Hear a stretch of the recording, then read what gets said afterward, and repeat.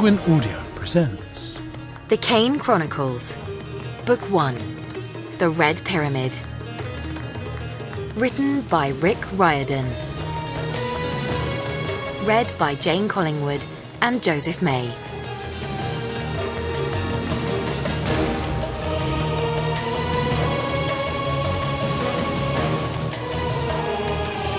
Chapter 1. A Death at the Needle. Carter. We only have a few hours, so listen carefully. If you're hearing this story, you're already in danger. Sadie and I might be your only chance. Go to the school, find the locker. I won't tell you which school or which locker, because if you're the right person, you'll find it. The combination is 13, 32, 33. By the time you finish listening, you'll know what those numbers mean. Just remember the story we're about to tell you isn't complete yet. How it ends will depend on you. The most important thing, when you open the package and find what's inside, don't keep it longer than a week. Sure, it'll be tempting. I mean, it will grant you almost unlimited power. But if you possess it too long, it will consume you. Learn its secrets quickly and pass it on. Hide it for the next person, the way Sadie and I did for you. Then be prepared for your life to get very interesting. Okay, Sadie is telling me to stop stalling and get on with the story. Fine. I guess it started in London, the night our dad blew up the British Museum. My name is Carter Kane. I'm 14, and my home is a suitcase. You think I'm kidding? Since I was 8 years old, my dad and I have traveled the world. I was born in L.A., but my dad's an archaeologist, so his work takes him all over. Mostly, we go to Egypt, since that's his specialty. Go into a bookstore, find a book about Egypt. There's a pretty good chance it was written by Dr. Julius Kane. You want to know how Egyptians pulled the brains out of mummies? Or built the pyramids? Or cursed King Tut's tomb? My dad is your man.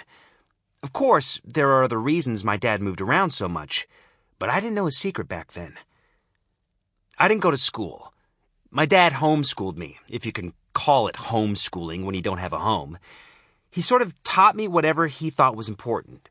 So I learned a lot about Egypt and basketball stats and my dad's favorite musicians. I read a lot, too.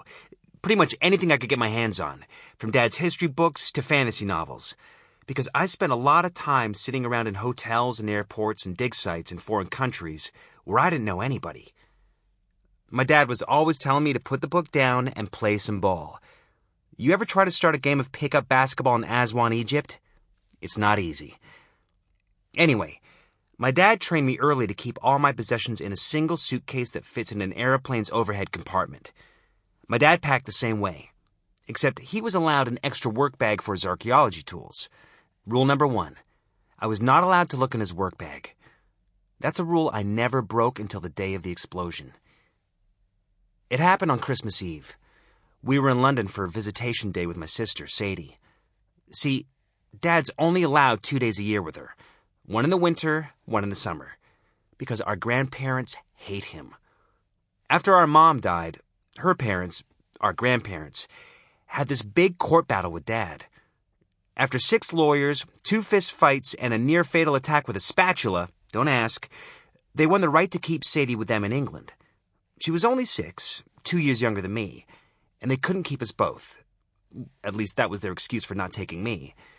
So Sadie was raised as a British school kid, and I traveled around with my dad. We only saw Sadie twice a year, which was fine with me. Shut up, Sadie. Yes, I'm getting to that part. So anyway, my dad and I had just flown into Heathrow after a couple of delays. It was a drizzly, cold afternoon. The whole taxi ride into the city, my dad seemed kind of nervous. Now, my dad is a big guy. You wouldn't think anything could make him nervous. He has dark brown skin like mine, piercing brown eyes, a bald head, and a goatee. So he looks like a buff, evil scientist. That afternoon, he wore his cashmere winter coat and his best brown suit, the one he used for public lectures. Usually, he exudes so much confidence that he dominates any room he walks into. But sometimes, like that afternoon, I saw another side to him that I didn't really understand. He kept looking over his shoulder like we were being hunted. Dad? Sample complete. Ready to continue?